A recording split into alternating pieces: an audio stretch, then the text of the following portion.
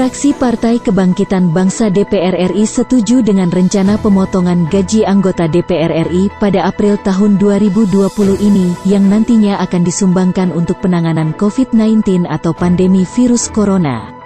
Hal itu diutarakan Ketua Fraksi PKB DPR RI, Cucun Ahmad Syamsurijal, dalam rapat paripurna masa persidangan 3 tahun 2019 sampai tahun 2020 di Gedung DPR MPR, Senayan, Jakarta, Senin, tanggal 30 Maret tahun 2020.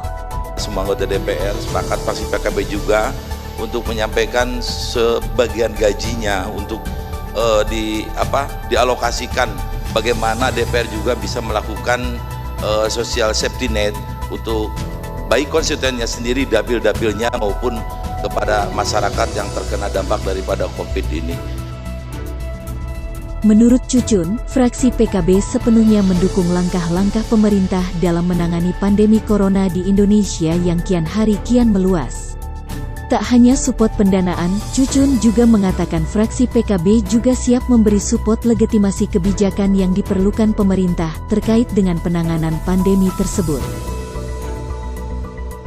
Bahwa kita sepakat fraksi PKB, apapun dalam kondisi sulit seperti ini, pemerintah membutuhkan support untuk melegitimasi apa yang dilakukan, baik seperti secara regulasi dan lain sebagainya, itu perlu kita lakukan secepatnya.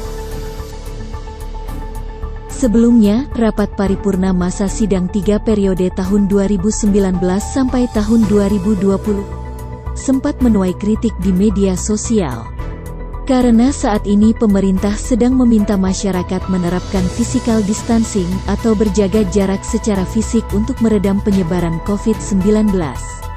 Ketua DPR RI Puan Maharani menyatakan rapat paripurna harus tetap digelar agar DPR dapat melakukan fungsi pengawasan, anggaran, dan legislasi.